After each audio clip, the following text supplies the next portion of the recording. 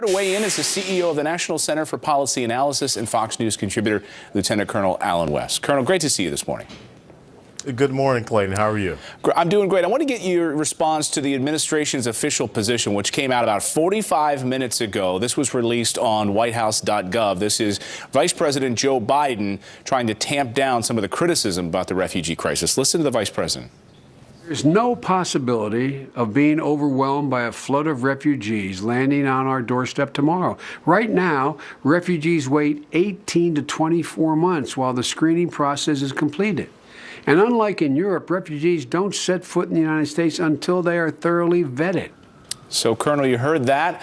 Criticism is, this is xenophobia, this is bigotry. Let them come to the United States. What do you say? Well, first of all, we've already had individuals that have been, these displaced persons have been sent to states such as Louisiana and others. Bobby Jindal was not even notified about those individuals being placed in his state.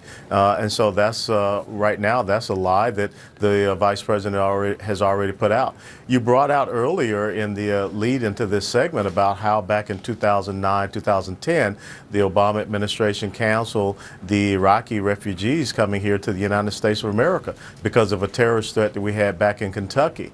So that's a hypocrisy in it itself. But I think, Clayton, one of the real questions we need to ask, why are these displaced persons looking to go to Saudi Arabia, looking to go to Kuwait, the United Arab Emirates? Why aren't the Gulf Cooperation Council states accepting these Arabic brothers and sisters in to provide them the care and comfort? Why is it that they are turning to Europe and to the United States?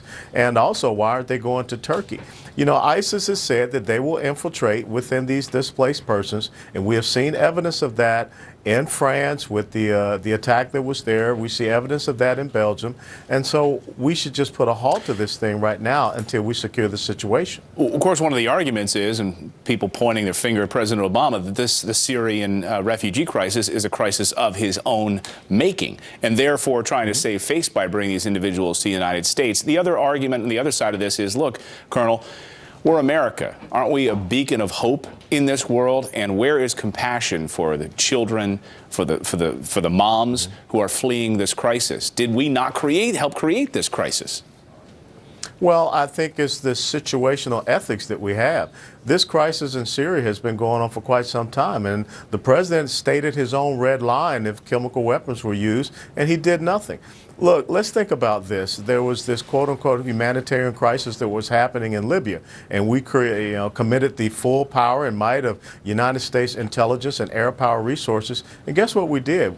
There was no real humanitarian crisis in Libya. We turned that country over to militant Islamists, and look what happened in Benghazi. And so I would say that why haven't we been doing more in Syria? Why is it now that all of a sudden this becomes such a cause célèbre that the president wants to weigh in on? Well, so what can we do? You mentioned doing more. What can we do? Obviously, we saw some new polls out this morning, Washington Post, ABC News poll, saying that the United States, there is support for military intervention in that region to stop the spread of ISIS, to stem the tide of these refugees.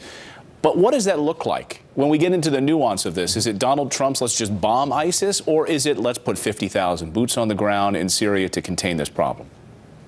Well, first of all, again, I really get tired of people trying to assign a number. What we need to do is look to the United States military and tell them what the strategic objective is. Do we want to defeat ISIS? Do we want to destroy ISIS? Do we want to degrade ISIS? I think that one of the things that we should have done was establish a safe zone area for these displaced persons. We could have secured that. We could have put some type of no-fly zone or above that so that Bashar al-Assad or ISIS would not be able to come in and contend with them.